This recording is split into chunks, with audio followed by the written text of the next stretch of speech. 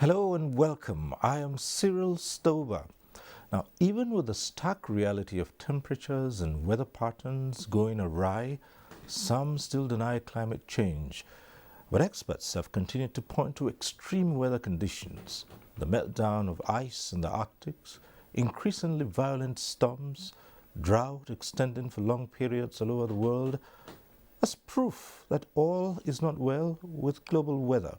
Now, the reasons for the current changes include human activity, burning fossil fuels resulting in greenhouse gases.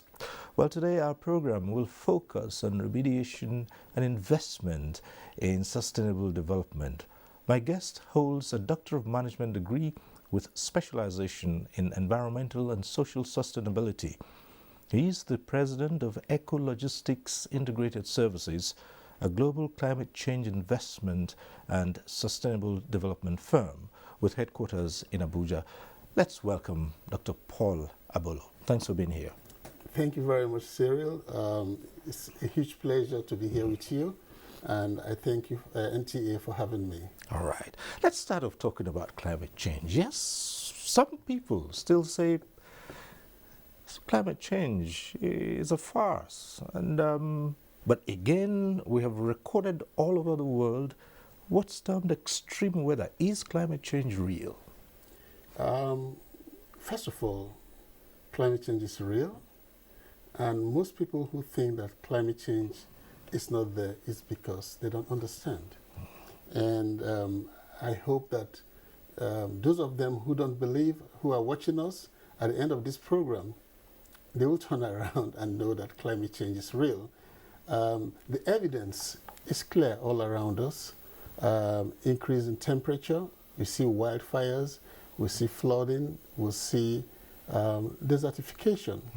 Nigeria is losing its landmass to desertification for about 5 kilometers every year. Our dear Lake Chad has dried up to 10% of what it used to be. We have perennial floods in Nigeria. We see drought and a whole lot of stuff. So climate change is real. Right. In some parts of the world, this has really led to devastation, destruction of lives and property. And like you mentioned, Nigeria has also witnessed its fair share of these disasters that are traceable to climate change, easily desertification, for instance. And how well have we performed as a country to check desertification? Let's start on that premise. That's a little bit dicey to talk about how well we have performed, because globally there are actions to check what is happening. But one of the major things that we have done as a country in collaboration with other countries is the Great Green Wall. The Great Green Wall is a wall of trees. I think it's 15 kilometers thick, stretching all the way from the western part of Africa to the eastern part of Africa. The idea is that with this wall of trees, we will be able to check desertification. And Nigeria is a very relevant party in the Great Green Wall initiative. As a matter of fact, Nigeria is the president, holds the presidency for that initiative. So right. Nigeria is doing well when it has to do with that, from that angle. Well, I said we should start from the question of desertification, but then there are other serious challenges to the environment, and one that's been said contributes quite a lot to greenhouse gases, and that's the question of fossil fuels.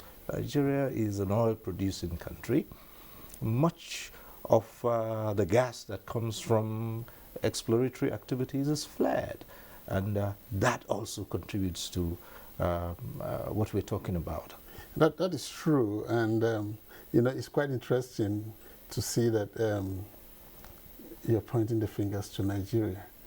I would like us to move away from Nigeria a little bit, and I'll tell you why. Nigeria is one of the African countries, and from records shown that developing countries have contributed less than 4% to the cause of global warming. Of course, you know that global warming is the cause of climate change. We'll get into that later.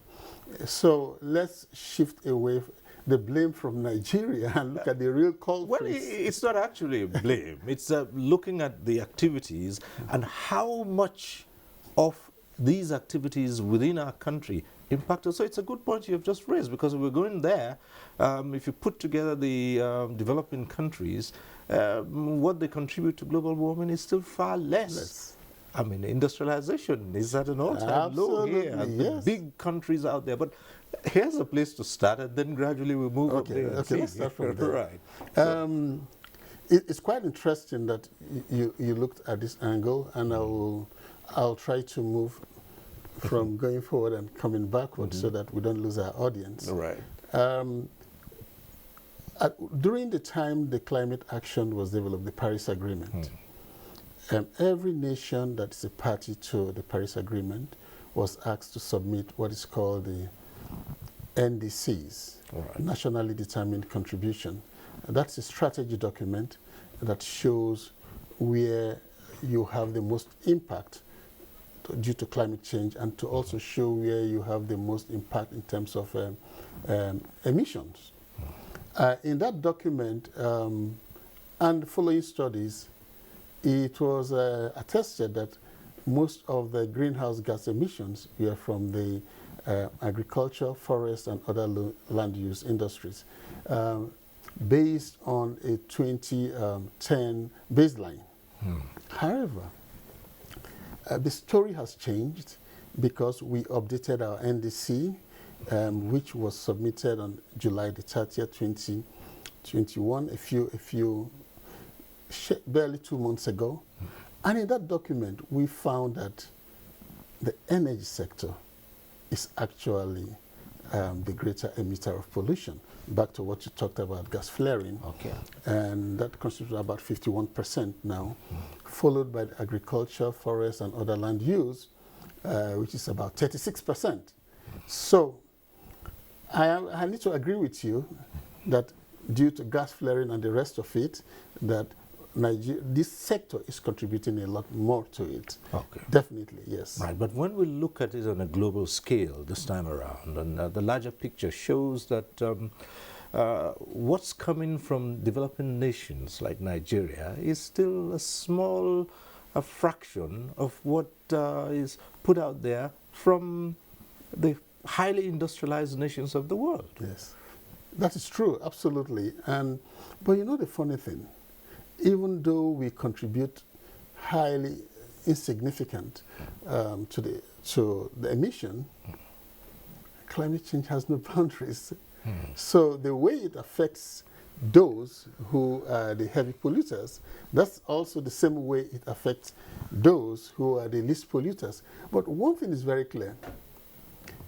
Those who are the least polluters, like the developing countries, have the less capacity to adapt to the impact than those who are the heavy polluters. So we are disproportionately affected both ways. We don't pollute that much, and yet we have the same impacts, but we don't have the capacity to adapt to the impact. So how do you respond to suggestions that the big polluters should be the ones to bear the bigger burden of remediating the situation?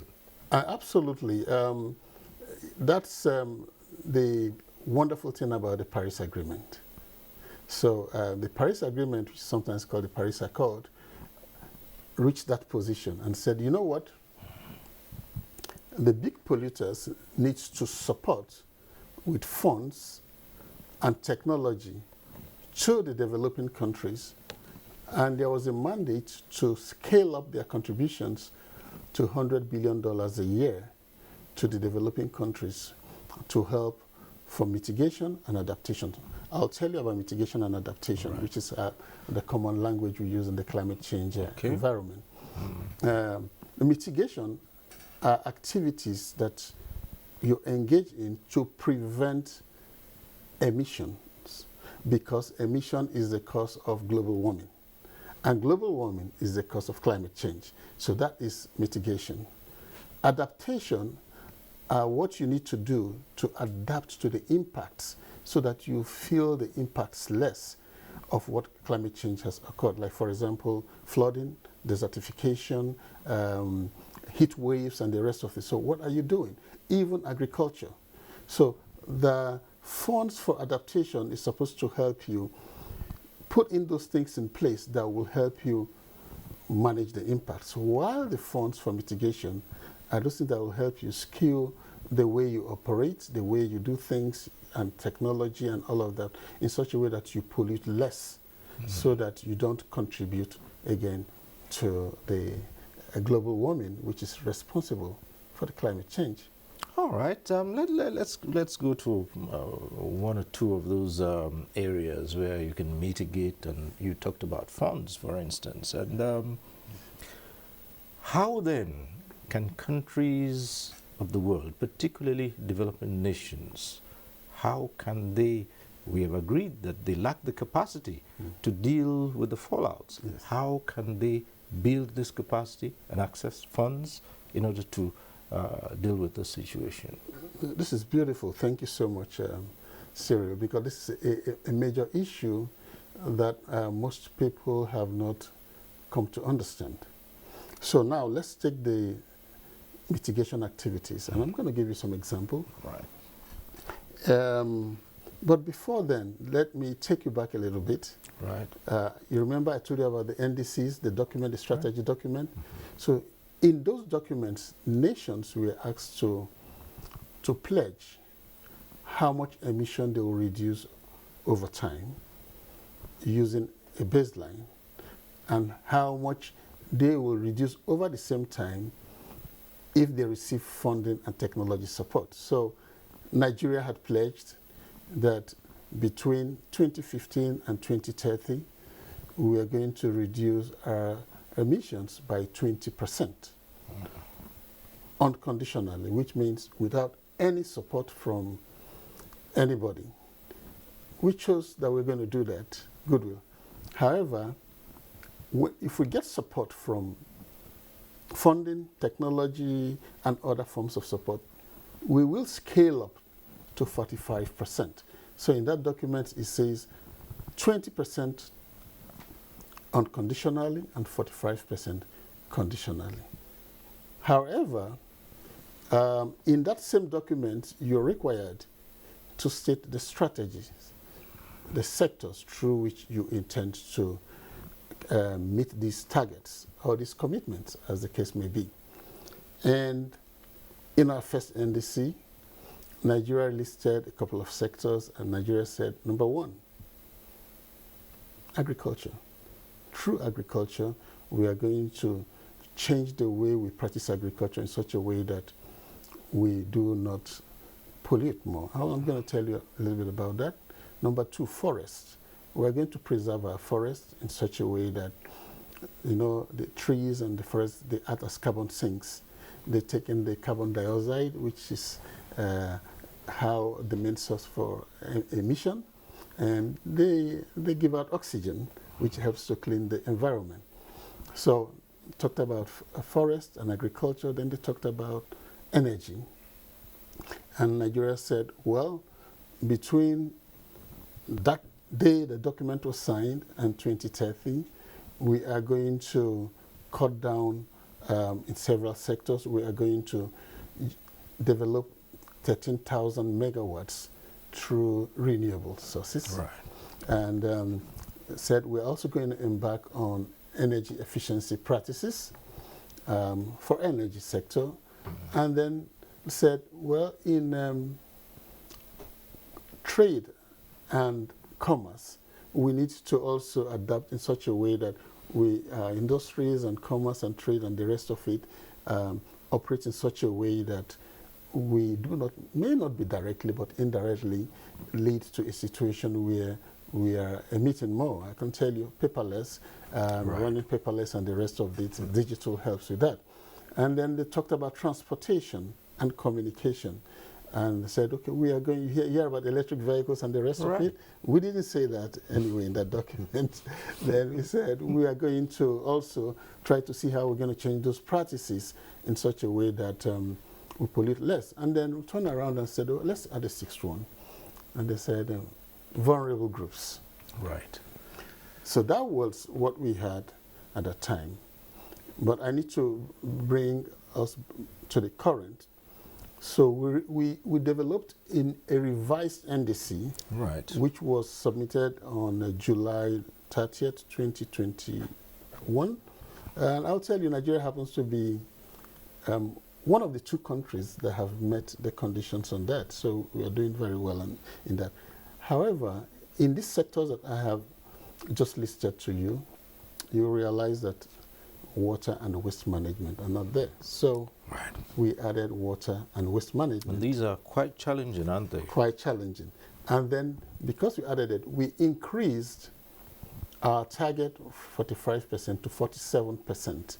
Right. So that is where we are. We are doing very well. So now back to mitigation. Mitigation.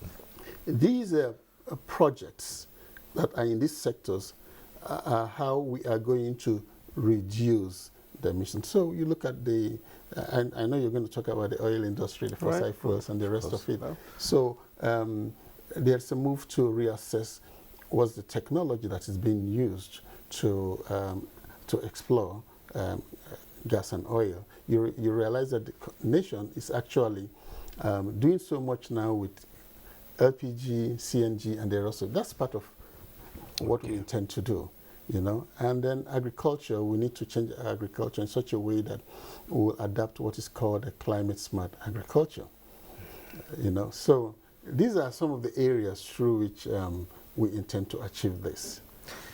Now, on a general scale, when you talk about renewable energies and cleaner energies, you think, well, solar should form you know, a great part of it here.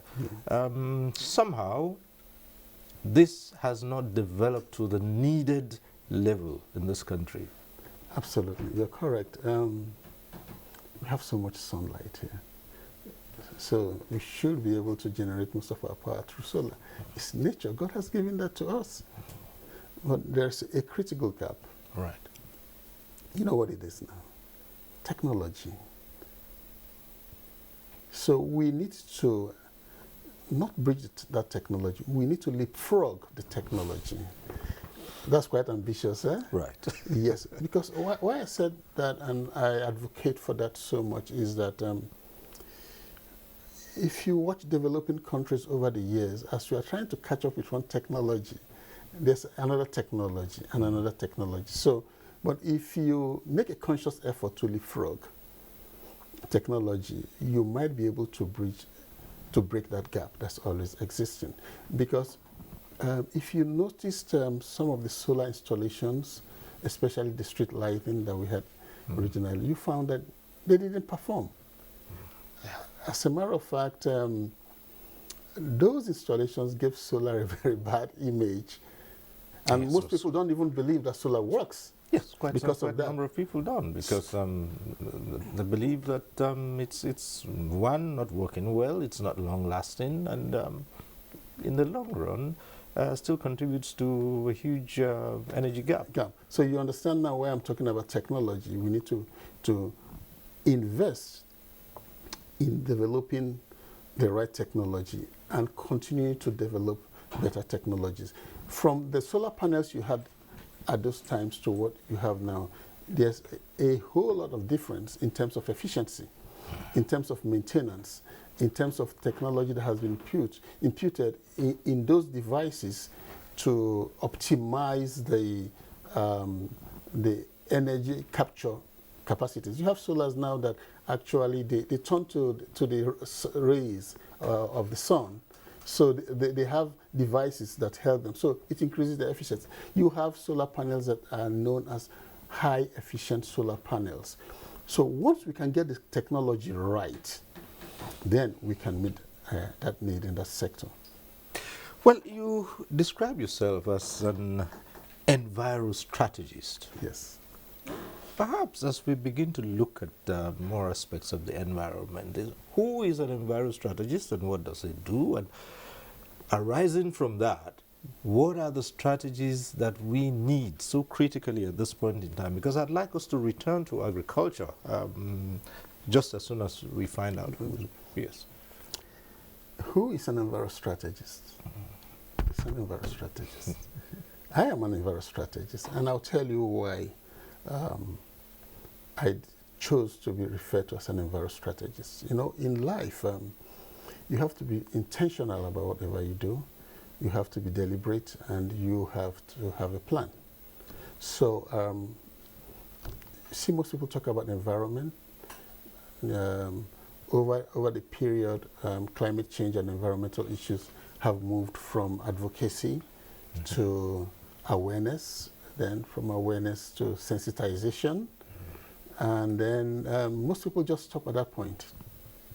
So they talk about it, they make noise, they sensitize, but nothing happens. They do not engage. So you need to take it up to participation. That's where you engage. And then when you bring it to the level of participation, then you need to begin to look about the transformation. What transformation has it brought into your life? What I'm discussing with you now is enviro-strategy. That's the work of an enviro-strategist. So when I look at a project or I look at a program, from the beginning, I start looking for the outcome. And then I can also break the outcomes at several levels, hoping that each outcome can be leveraged for the next outcome. If we do that in transition to renewable energy, we'll get it. That is also one of the things that we are lacking in our implementation. Right. So I emphasize the strategy part of the environment because you need to engage strategy to be able to get a profitable return on sustainable development. Let's use the Great Green Wall, for instance, as an example here. Yes. What are the outcomes that you expect of this project? Oh, yes. One of the major outcomes, like you know, is to check desertification. Right. However, if you look at the impacts of climate change, the impact of climate change, let's use one item, for example, desertification, does not only end in desertification, it affects lives and livelihoods, agriculture, migration, conflicts, and the rest of this. So when the Great Green Wall project was designed, it was designed in mind, one, to check desertification, two, to become a source of livelihoods for people, to replace those livelihoods that are lost, three, depending on the type of trees you plant. Let's take jatropha, for example. You plant jatropha. From there, you can get fertilizers. From the same tree, you can get clean oil for cooking and a whole lot of things. So the Great Green Wall has multiple outcomes, like I told you, like we just explained. Right. So I hope you understand it. Right. Yes. Okay, so desertification, one of the reasons for impacts of climate change. Yeah, part of climate change. But let's look at the other side of drought, which leads to desertification. The other side now is flooding. Yes. Now, and not just flash floods this time. Flooding on a much wider scale, swollen rivers leading to loss of livelihoods, loss of farmlands, displacements, and we are still facing these. Yes. Now. Yes, that is where adaptation comes in. Right. Adaptation, like I told you earlier, is to put the infrastructure and activities in place that will help you adapt to the impacts of climate change. And I will say, when we talk about flooding, the first adaptation is understanding the impact of the human behavior to the flooding. Right. Agreed, climate change is a result of the torrential rains and everything. The rains come so intensive that the quantity of rain you have at a given time is a whole lot. But you need to understand that we have also contributed in other ways by clogging the channels, blocking the drainages and the rest of it. So I would suggest that we start from there. We need to change our behaviors. We need to manage our drainages very well. Then, here comes the flood. Then, at that point, we will now know what we need to do about the flood. Now, in developing, constructing our roads, in buildings, building regulations, and the rest of them, we need to now put all those things in place to be able to adapt. Okay. As an enviro strategist, what part does damming play in this case of flood? You know, damming has been a process that has been on for so many years, even before people began to talk about climate change and sustainable development. You know, so a lot of people have actually tried to blame the process of damming and the rest of it, but I differ a little bit, because you dam so that you can raise the volume of water, either for irrigation or whatever, you know, or to increase the levels such that the water can pass through turbines that will generate electricity for you, you know. So, but the issue now becomes that when the water in the dam is released, like we've heard so many times, it causes overflow on the tailrace. It never used to happen before. It's because of our attitudes. So we block the tailrace, we fill in silt and the rest. So the water that's supposed to be released and goes, then comes at a higher level. And that is what we see with that. Well, Nigeria has been at numerous conferences on the climate. Has been part of so many strategies out there to deal with sustainable development here. And how have these impacted on not just the country, but our neighbors as well, and other developing nations? Beautiful. The Apex Climate Change Conference, the Conference of Parties to the United Nations Framework Convention on Climate Change, is the big boy. He's the big guy who who looks after everything. And then down along the line, there are then other little programs and program. But let's just talk about the UNFCCC. Yeah. The United Nations Framework Convention on Climate Change. It was initiated in 1992 and then took effect in 1994. And after that, every year there's a conference of the parties. That is mean the conference of the nations that agree to deal with this issue. Nigeria is one of them. So we started from the beginning, and Nigeria has attended the yearly conferences that are called the COPs. And at the COP is where issues are discussed, climate change issues, negotiated, what do we need to do, and the rest of it. We had several COPs, the renowned ones at the Kyoto Protocol, where we now began to look at carbon emission as it's tangible. And again, the Paris Agreement came in where it's not enough to look at this as tangible. Let's put money into this thing.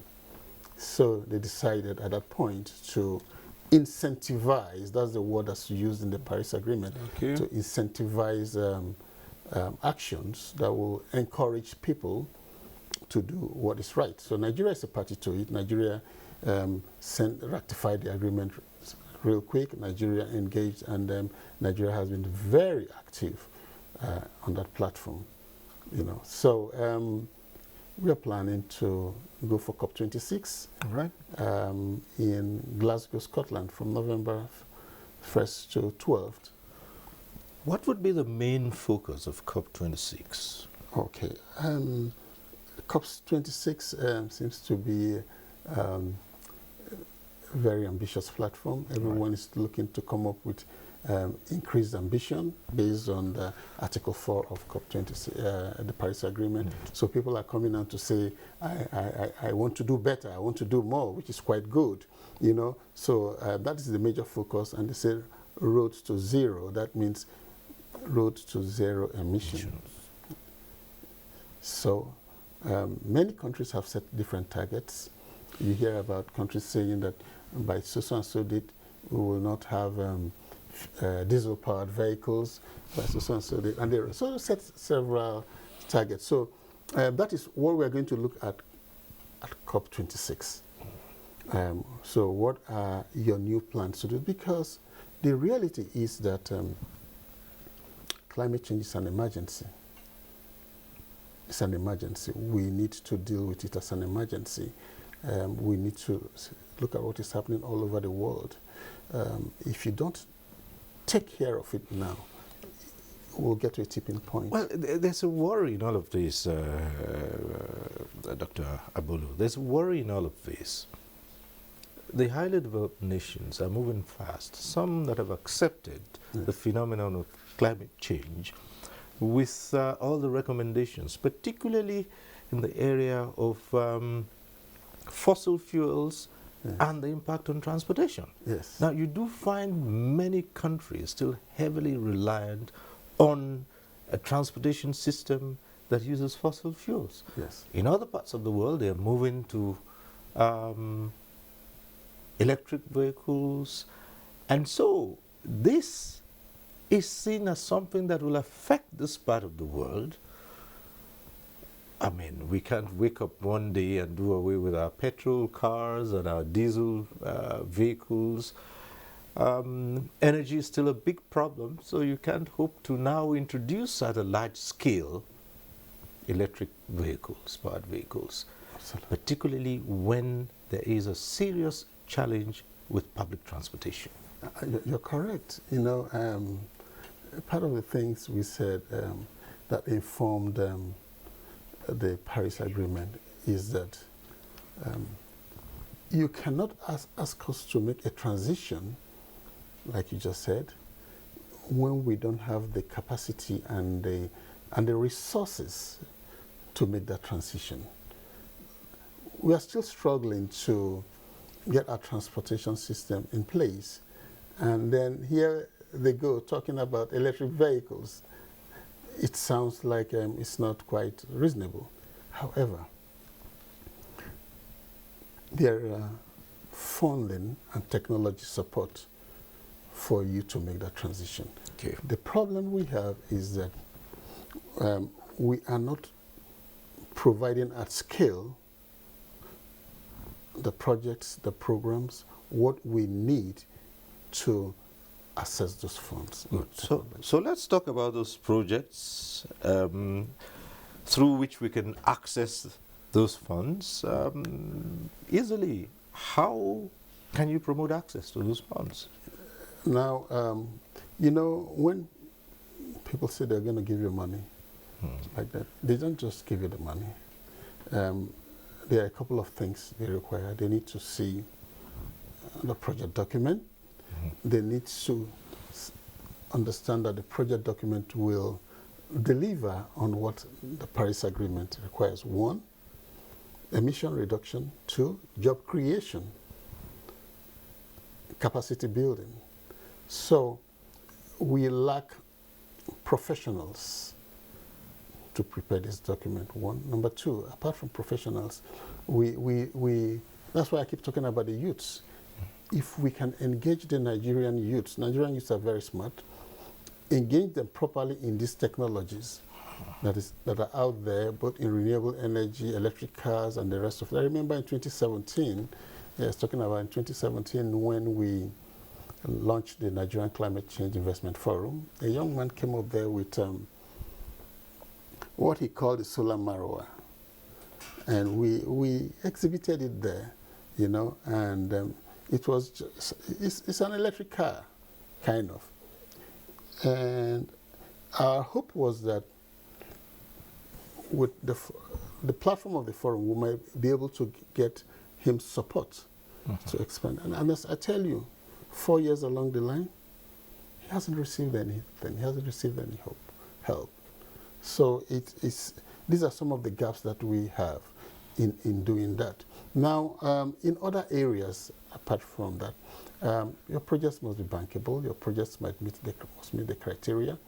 That is also one of the challenges that we have in Nigeria. For some reasons, the average Nigerian believes that you have to go their way. That's number one. Number two, and I'm going to tell you about that, when you develop projects, there are certain criteria that are required. So the average Nigerian decides that this project is going to serve, for example, 30 communities. And he says that there are 100 people in each community. So 30 times 100 gives you 3,000. All right? Now, somewhere along the line, he now says, especially when it comes to the money part, he says this project is supposed to take care of 30,000 people.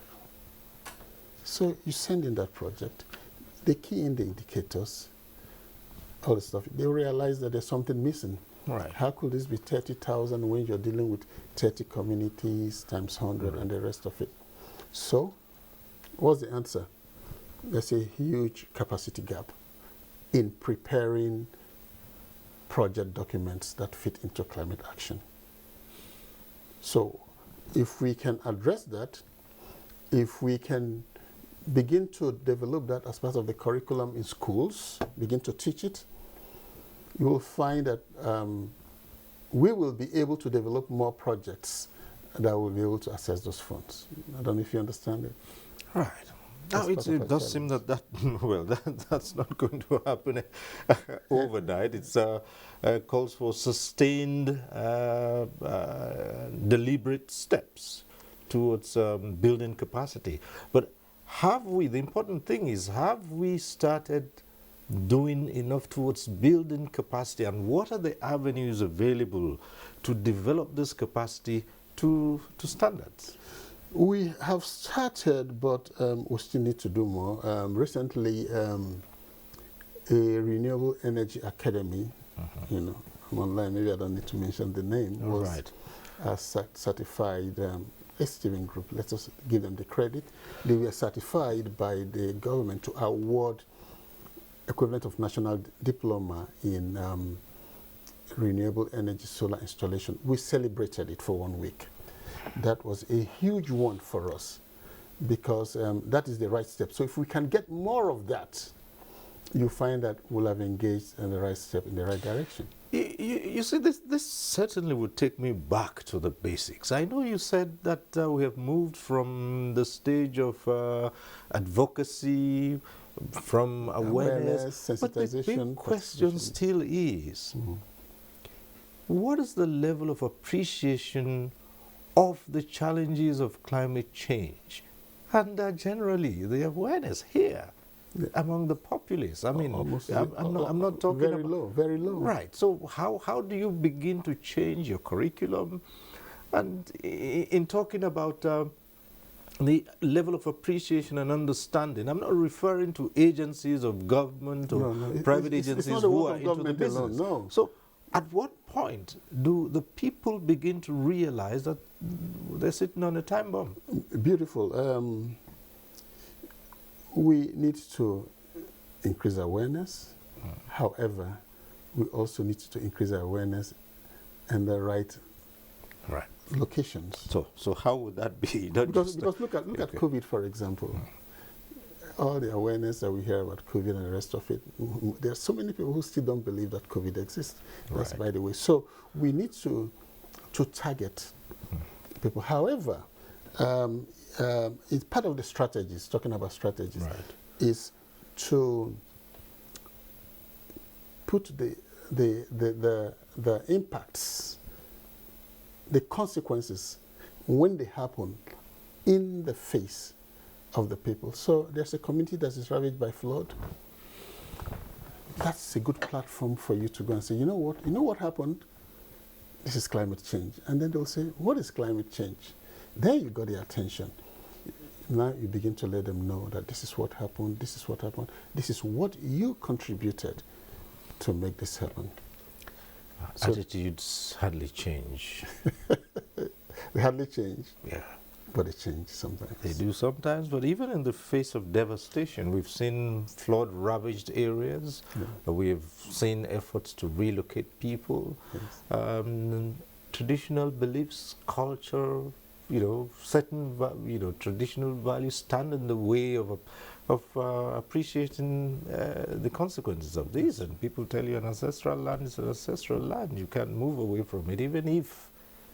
Yes, I'm going to give you one of the other strategies that Right. you just told you one about. Right.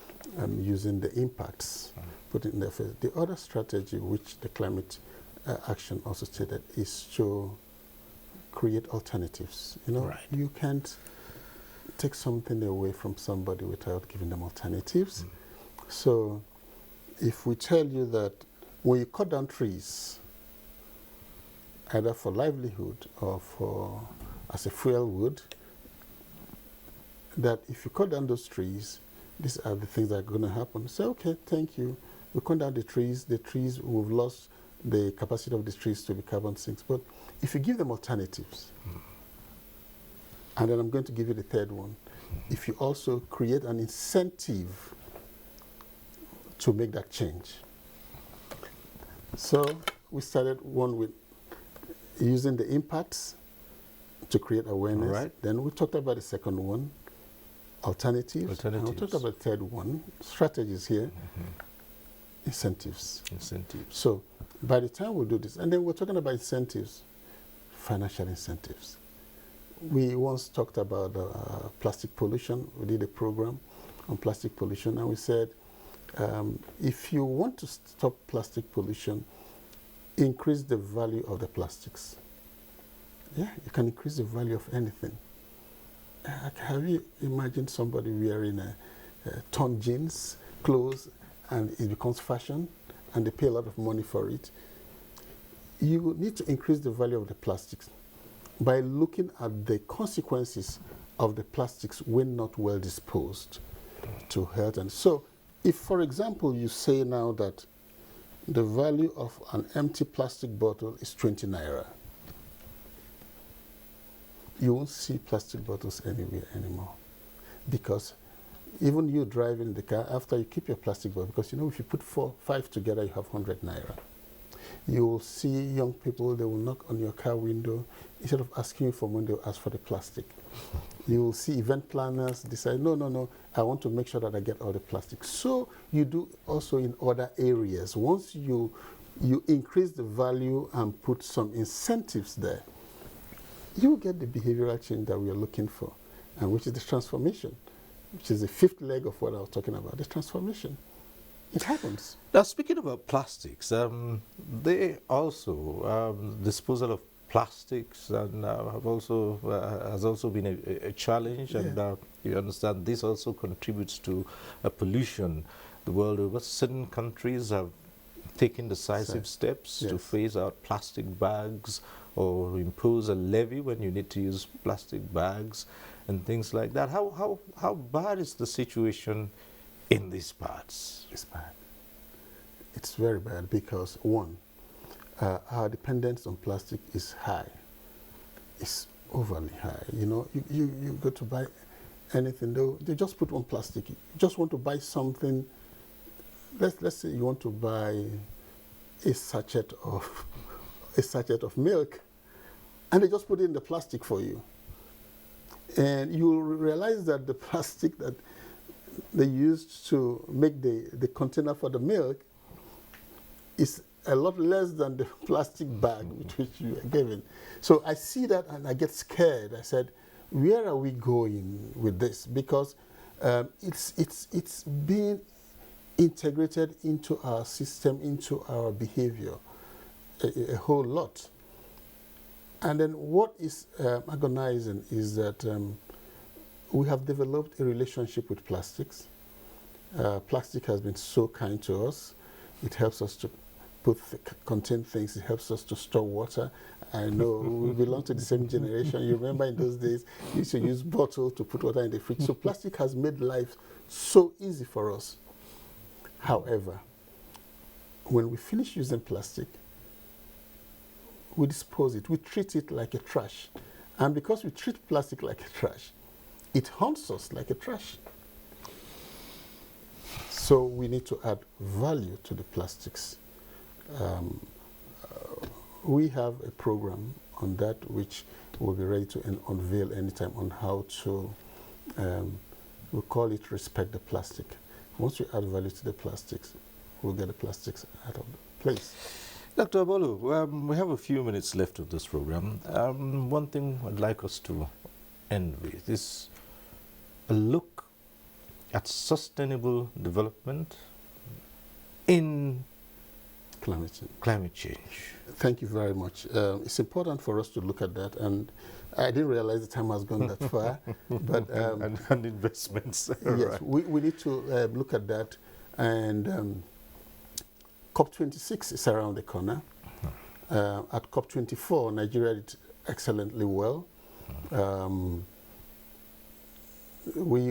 My organization worked with the Federal Ministry of Environment to have a pavilion, and we had all the agencies and the ministries, including NNPC. They did side events, and it's like they pitched their projects and all of that to investors.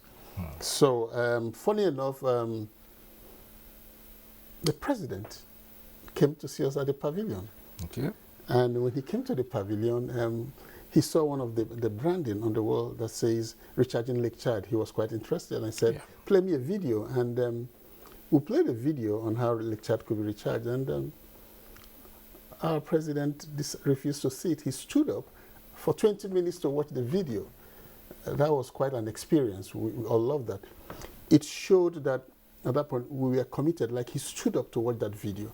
I would like the entire country to stand up and engage in activities, projects, and technologies that will help us transit to a climate-resilient economy. He spoke about it today at UNGA. The president spoke about it, that Nigeria is actually geared towards transiting to a climate-resilient economy. And I have all the list of all the other projects, agri, renewable energy, and the rest of it. So the deal is this. Climate action is actually a credible source of foreign direct investment. Okay. And that is what is needed in the economy. Now, we raised that in when we launched the Nigerian Climate Change Investment Forum. We looked at the ERGP and said, no, there's a gap here. And we wrote to the Vice President and said, there's a gap here. Most of the money we're looking for, we can actually get it from climate change. And I'm saying it again now, as we prepare to go to COP26, we need to get prepared and see how much of those funds we can bring in, and so that we can engage it in our development, in agriculture, in road construction, in rail construction, and the rest of this. That way we'll be able to shore up our foreign exchange. So I greatly advocate for that. Do we have much time? Yes, please. So I greatly advocate for that. So you look at the renewable energy space, you look at the climate smart agriculture, you look at the rail system, which the government is doing great about, but we need to calculate the gains of the rail system, because the rail is putting so many vehicles out of the road, which means it's putting so many emissions out of there. So we need to get expert strategists to calculate how much emission we are reducing by our rail system. So it might well be more than what we even targeted. We Absolutely. So you get reduce here, okay? Yes, might be well more than what we targeted. So these are some of the areas we need. But I need to say this word 3 times. We need to invest in capacity building for project development. One. Then we need to develop projects. We need to look at emission reduction projects, mitigation, and then we also need to look at the adaptation. What are the projects that are there that will address those funds that are made available for us to manage the impacts of climate change?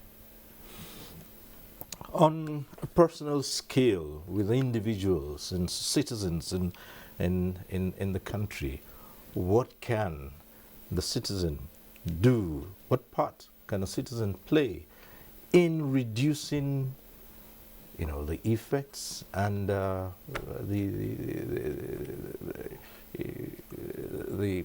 devastation caused by climate change? One, the citizens need to be conscious, more conscious. It's one thing to be aware of something. It's another thing to be conscious of it.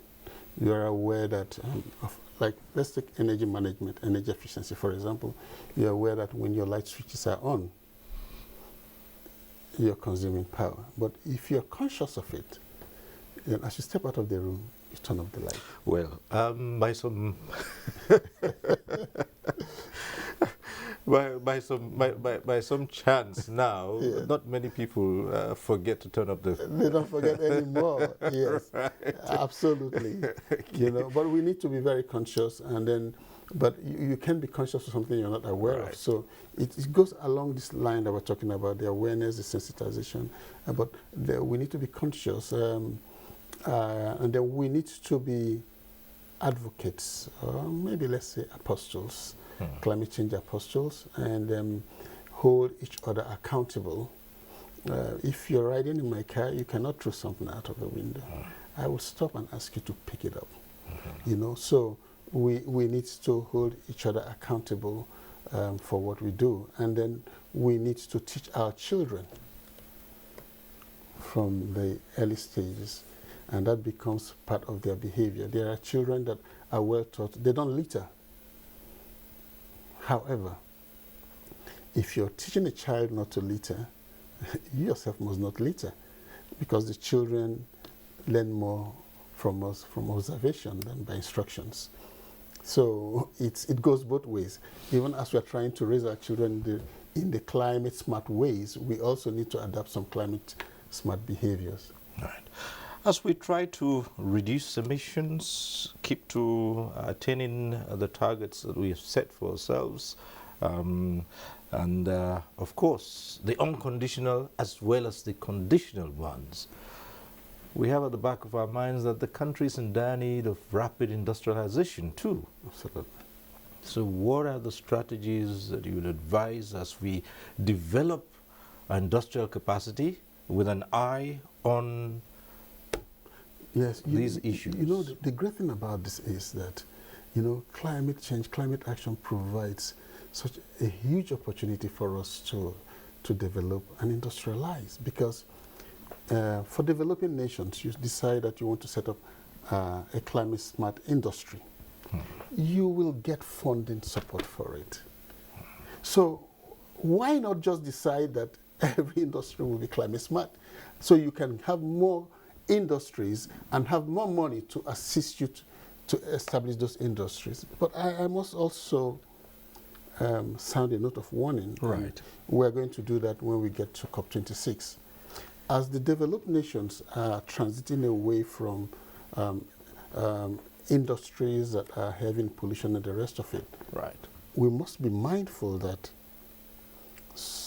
they may dismantle some of these industries, these equipments, and want to ship them to Africa. Right.